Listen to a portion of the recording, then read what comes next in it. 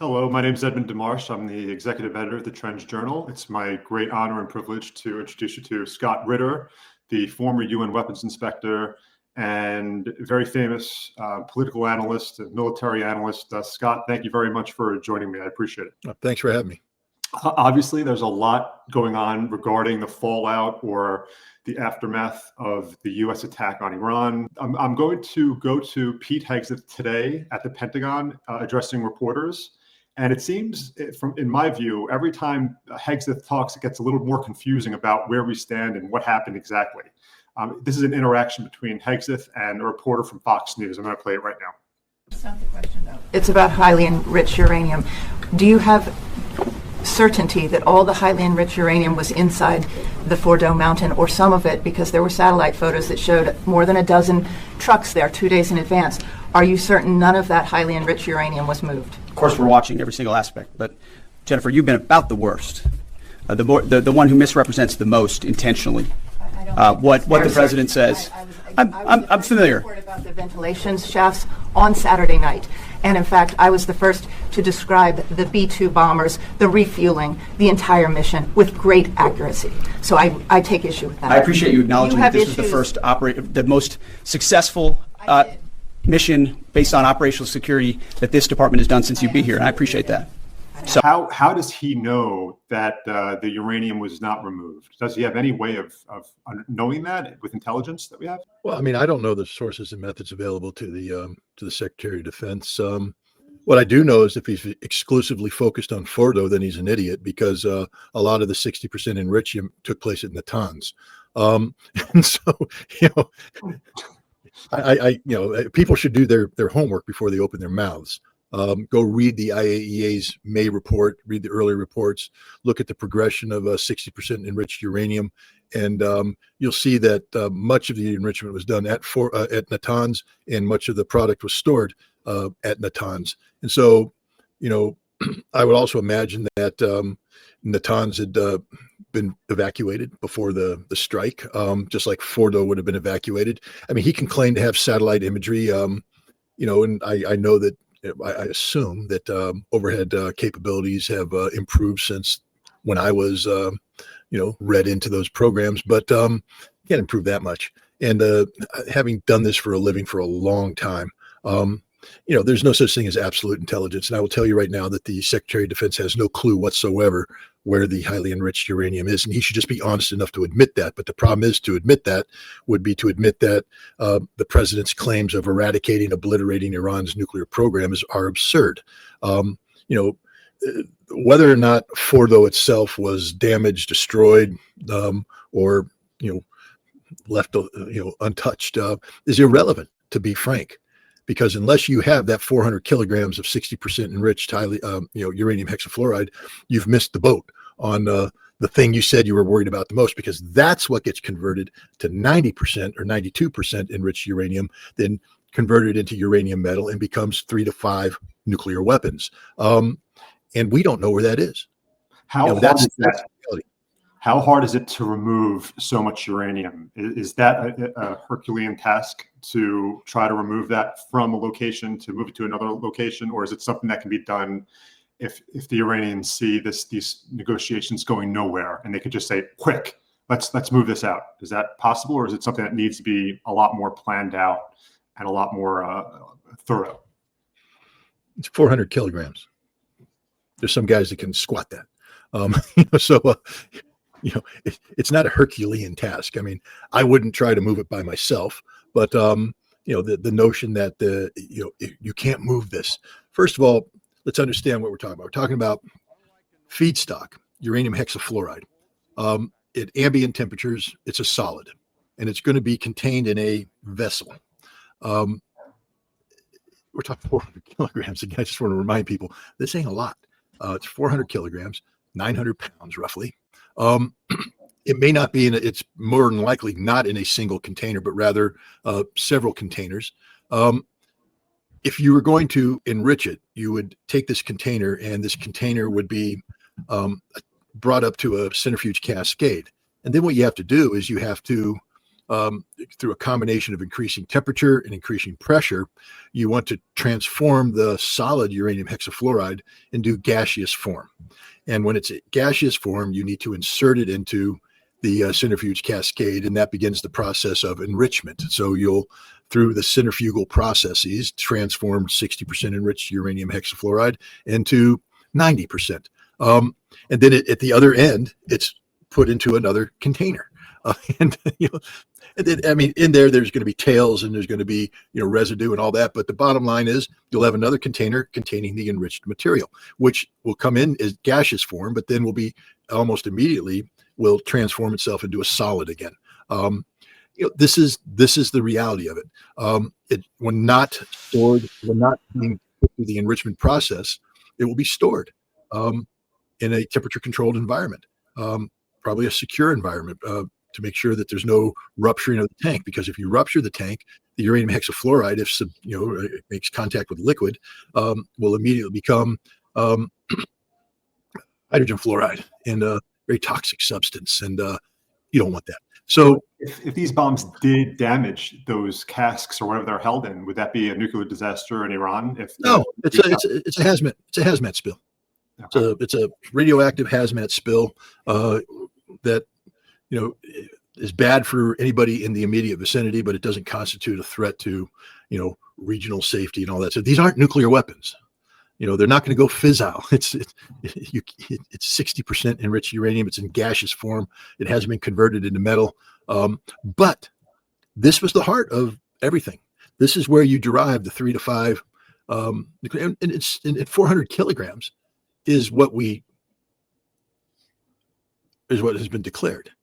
But is there a possibility that Iran ran a couple cycles through and got more of it?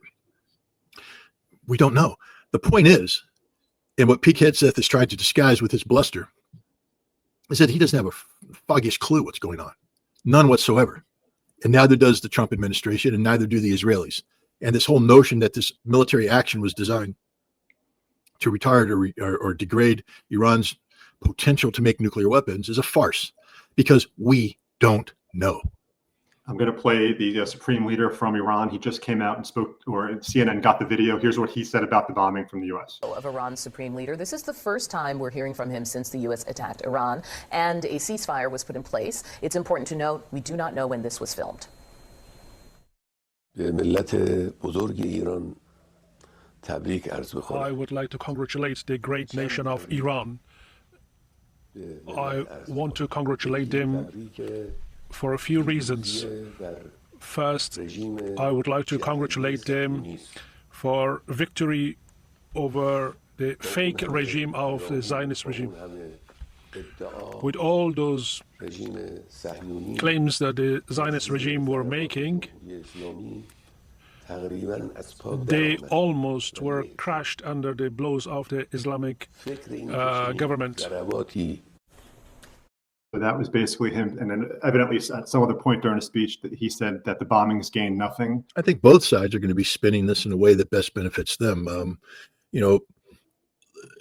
Rafael Grossi, the Secretary General, or the Director General, of the International Atomic Energy Agency, has acknowledged receiving a letter from the Iranians early on in the conflict saying they have secured the sensitive material, including the 400 kilograms of 60% enriched uranium hexafluoride.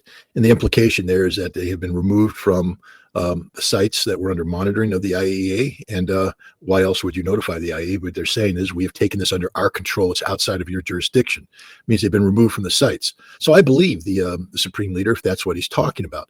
As to the extent of the damage done to Fordow, Isfahan, and Natanz, I don't think anybody should pretend that no damage was done.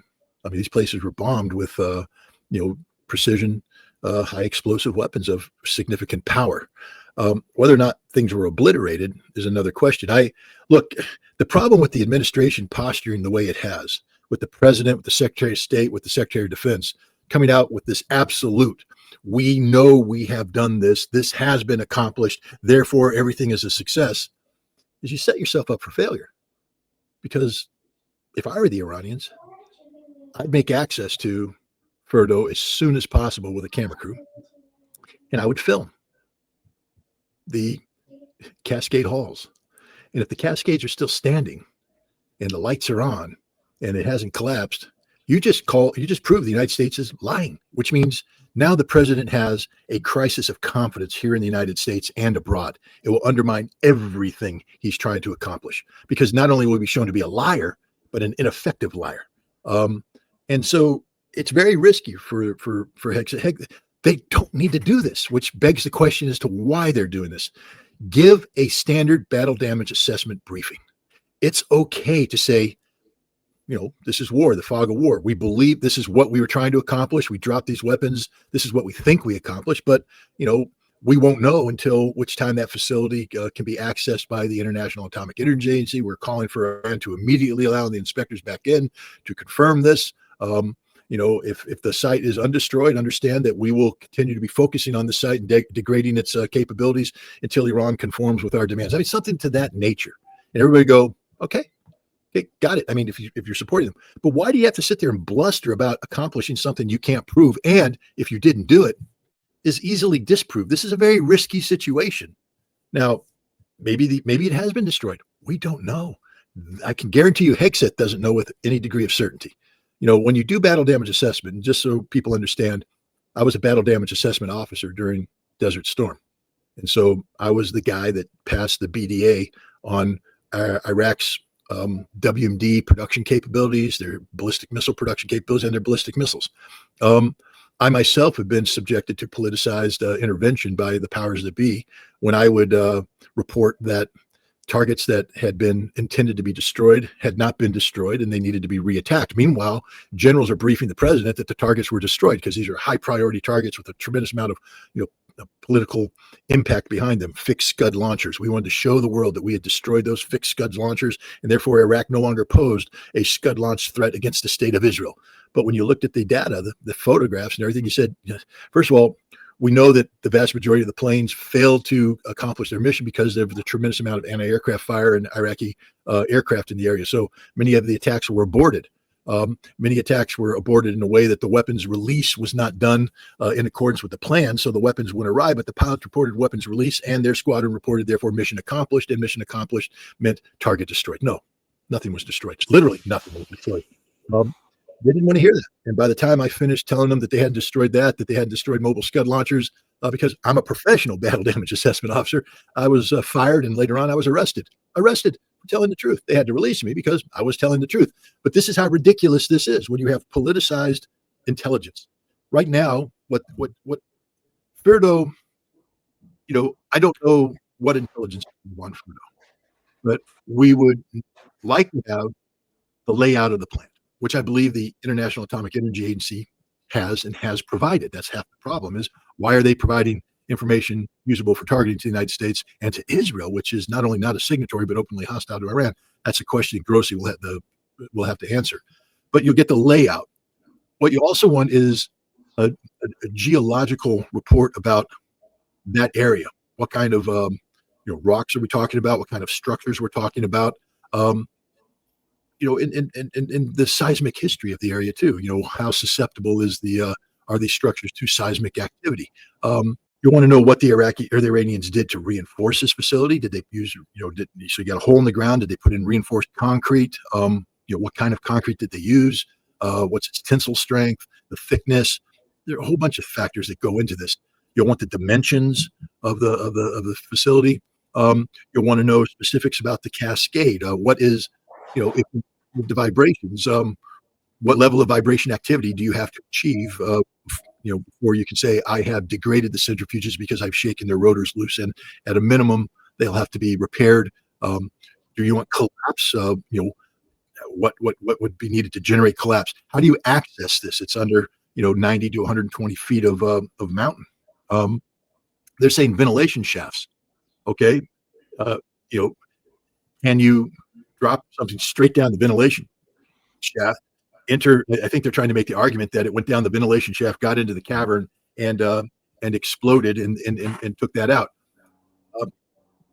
I don't think they can make that argument, but I mean, that's what you want to do. What evidence would you have? I will tell you this, that if you put a hole in the ground and you generated the kind of blast that they're talking about, where the explosion entered the atmosphere and moved, you would get a signature on the top. Are they saying there's a signature on the top that shows the blast feedback? Did they get a heat signature? Because you'd see that bloom. Or did it just go into the ground and blow up and get absorbed and nothing happened? Dirt came up. We don't know. I mean, apparently the Israelis had eyes on target. Their Unit 5101, the Shalbag unit, was on the site during the strike. Apparently they went in afterwards to take soil and air samples. And maybe there's some evidence in that. Maybe they got to the ventilation shaft and they took some soil samples that would provide some sort of chemical residue that would allow the feedback. But the president already talked about Israeli agents on the site, so he blew that. So if that's the data, then Hexas should come out and say, yes, we had assets on the ground. They took soil samples. We've done it before. If you remember in the lead up to the Libya bombing back in 1998, when Bill Clinton was trying to recover from getting a from a who in the White House. He bombed a Libyan pharmaceutical production thing, called it a biological weapons lab. But they talked about CIA human assets on the ground going in and taking samples. So they've talked about that before. Reveal this source now. I mean, you don't have to give away the unit and all that, but just say, yes, assets on the ground, collected physical evidence, and the physical evidence showed A, B, C, D, E, F, G. It gives you credibility. But instead, you have Hegseth, personal attacks, deflection, taking umbrage at not being believed. How dare you attack the no one attacked the patriotism of the not a single person attacked the patriotism of the pilot. The pilots did what they were told to do, but maybe it was a mission impossible. Maybe the destruction parameters weren't realistic. Hegseth needs if he did this in a much more mature fashion, a reasoned fashion, far better effect. But all he's done right now is make people even more suspicious. What is he hiding? And I'm saying this, maybe the Iranians are listening. If you know this place hasn't been destroyed, take an international film crew, take them in there and let them film it. And that's the end of the Trump administration right there. You've destroyed their credibility. Could the Iranians say that might entice Israel and the U.S. to resume the fight if they did something like that? Do you think that they wouldn't want, that they're happy with the conclusion and they wouldn't want to keep the fight going? So they wouldn't. I don't know. They just said that nothing had been done. Yeah.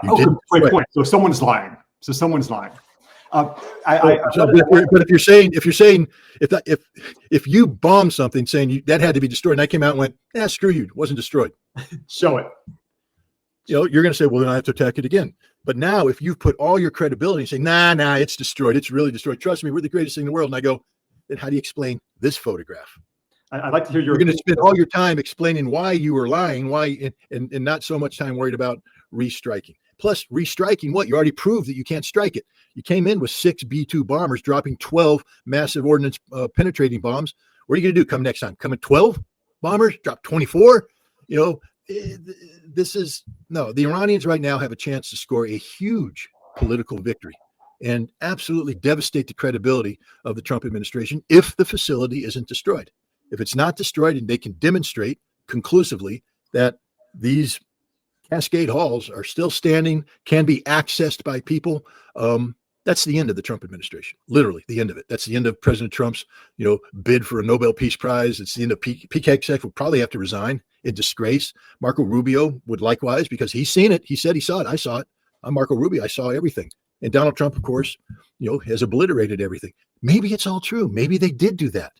But I just think the way they're behaving suggests that they're trying to cover up for the fact that they don't know. And by putting so much emphasis on a successful mission accomplishment, if that can be demonstrated to be false, this president's going to have a lot of explaining to do. Here's Pete Hegseth. This is a very short video clip. This is him talking about the mission itself. This is let me read the bottom line here. President Trump directed the most complex and secretive military operation in history.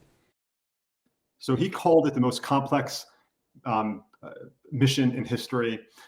If everything went as according to plan and they did achieve all their goals with these B-2 bombers, would you say that that would be a fair assessment, or would you say that that's still a bit of a overreach? If let's say everything that they said happened, and the B-2 bombers managed to destroy Iran's facilities, would it be the most complex, in your view, military mission in history?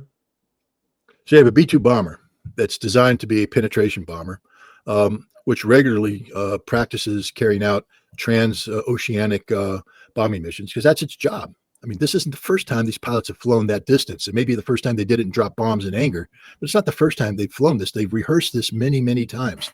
So in terms of technical complexity, it's something they've done before, and they're doing it in almost a totally permissive environment. Iran by this time has had its air defenses almost totally eradicated by the Israelis, so they had a clean corridor in, a clean corridor out. It was little more than a training run. They dropped bombs on a target that was not defended, doing exactly what they did. So let's look at history, because he said in history. How about the Doolittle raid? How about taking bombers? I think they were the what are they, B-24s or maybe B-24 is too big, B-25s maybe, but taking bombers designed not to take off and land on aircraft carriers, putting them on aircraft carriers, sailing those aircraft carriers in great secrecy to within striking distance of the Japanese homeland at a time when the United States did not have control of the seas. The Japanese had multiple functioning aircraft carriers. Having these planes take off at extended range because they were detected, taking off from a carrier in high seas, flying over Tokyo, dropping their bombs, and for the most part, surviving. The majority of the pilots ended up surviving the action. I would make a case that that might be more complex and more secretive than this Operation Midnight Hammer. I mean, I could come up with others that, things that we've done that are complex and secretive. I just think this is hyperbole on the part of a man who just should know better. I mean, he's the Secretary of Defense. You don't have to exaggerate the skill and the courage of these pilots. Let their story speak for itself. But the second you start throwing in this hyperbole, you're actually diluting what they've done because you've made it unreal. You've made it, not every mission has to be the most secretive, most sensitive, greatest thing in the world. I mean, my God, what a standard to live up to. Do your job. They did their job. It was a difficult job. They all deserve the air medals and distinguished flying crosses that they're going to be given for this job. No one's denying them that. But, there was a hell of a lot of other people that have gone before them that have done things that are just stunningly amazing and very secretive. I think there's some operations we don't even talk about because they're that secret, Pete. Maybe you don't even know about them, Pete, because you're just the Secretary of Defense. And they happened at a time when you weren't the Secretary of Defense. So you don't have a need to know. Pete Hegseth's a joke. He's literally a joke. This is a hyped up steroidal battalion executive officer that's been put in as the Secretary of Defense. He's acting like a cheerleader instead of a leader. When Trump decides this bombing raid and he agrees to it, who do you think is the person that he listens to most of all? I know Hegseth was involved with these meetings, but if you were a betting man, who would you say had his ear? Who would Trump trust? Because you have to assume that Trump understands that Hegseth doesn't have that background that qualifies as a defense secretary. And there's other people in the military with that kind of background. Do you think Hegseth at all, of course it's speculation, but indulge me if you could, do you think he was sidelined a little bit and, hey, Pete, I'm going to talk to the big boys here? Or do you think Pete had real insight into what should be done during that mission? Well, I think this mission probably had a political aspect to it and a military aspect to it. So I think that the president has his own, policy people, his chief of staff, Stephen Miller, and some others who would be talking to him about the larger political aspects of this, because this president doesn't do anything on charity. He doesn't do anything on, to defend the United States of America. Everything he does has to be about him. It's Trump-centric world. And so there's that element that Hegseth, my understanding was sort of pushed to the side. But once the decision was made that politically this could be something done, Hegseth, as I said, is just a cheerleader. He doesn't know anything.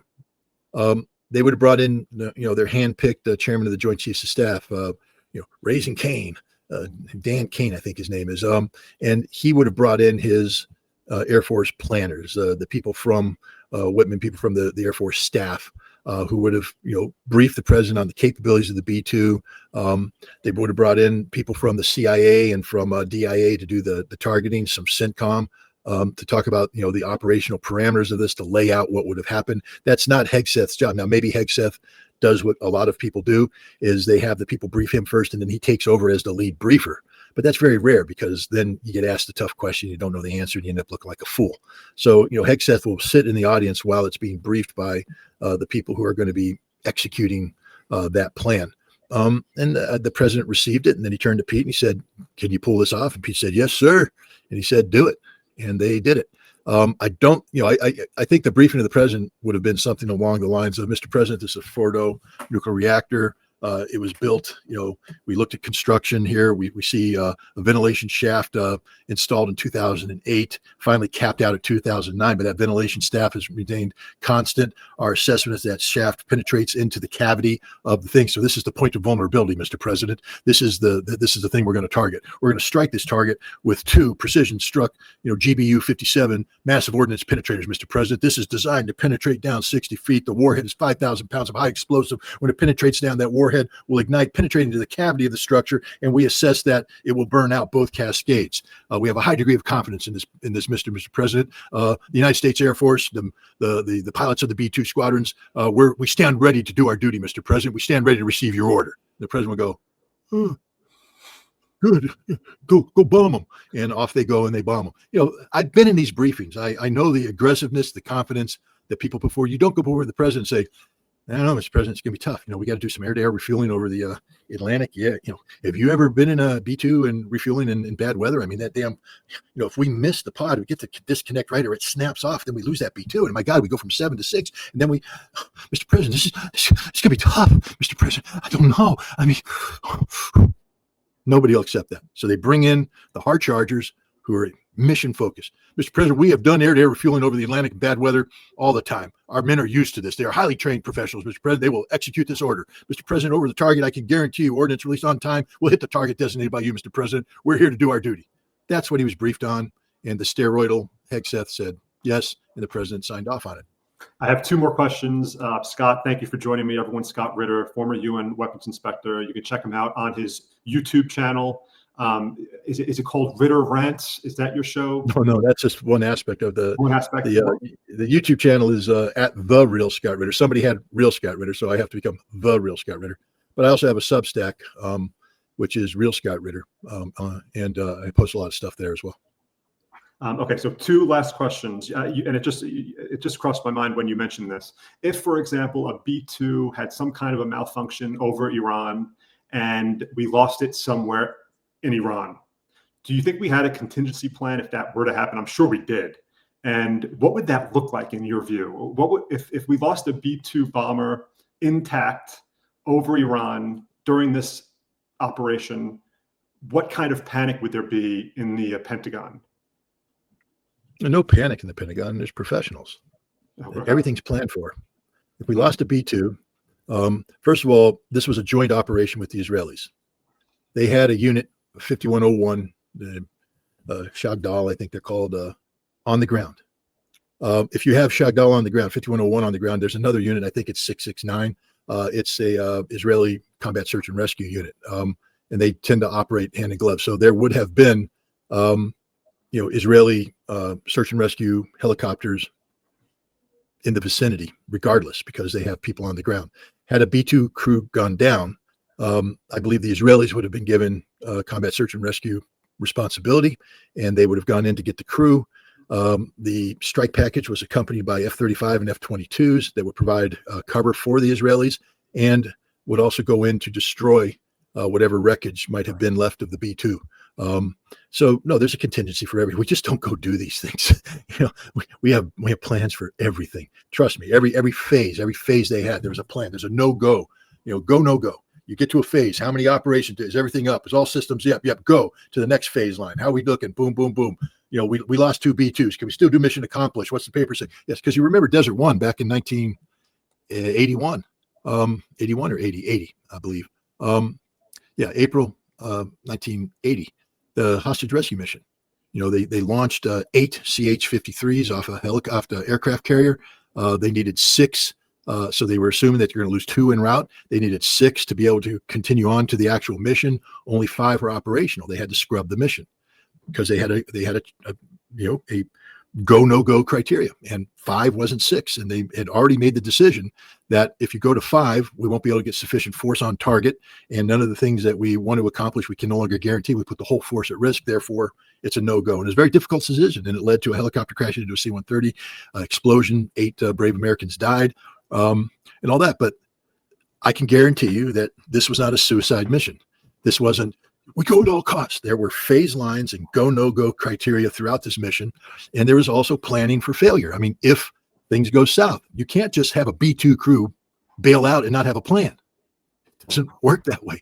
And because we either had our own package on the ground, which means we'd probably have some sort of joint special operations capability. And we have them deployed into the region, so they would have been deployed. Or because the Israelis, because of deconfliction, since there was already Israeli special forces capability on the ground, I believe the Israelis, because this was a joint plan, the Israelis would have had combat search and rescue priority for this crew. Now, my last question, Scott, and thank you for joining me. My last question is, who wanted this ceasefire more, Iran or Israel? We have both sides. Trump came out yesterday and said that Israel was getting bombed by these ballistic. They didn't know what hit them or something at the extent never seen before. And Israel insists that it could have kept going with the war. Who do you think was happier that there was an off-ramp, Israel or Iran? Well, according if the press reports are true, then it was Netanyahu who was begging Trump to bring about a ceasefire. But that couldn't happen until the United States created the conditions, and that's what this bombing attack was all about, creating the conditions for a ceasefire.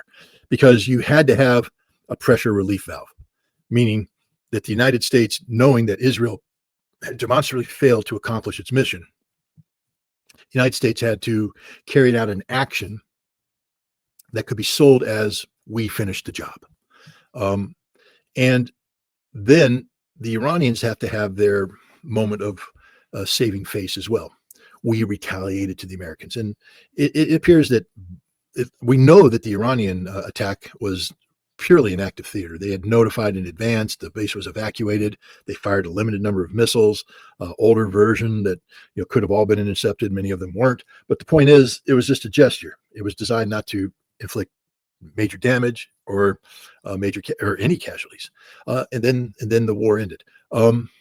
So Iran was ready for this, but Iran had signaled that before. If you remember, I think it was even a weekend. What Iran said is, the moment Israel stops bombing us, we will stop retaliating.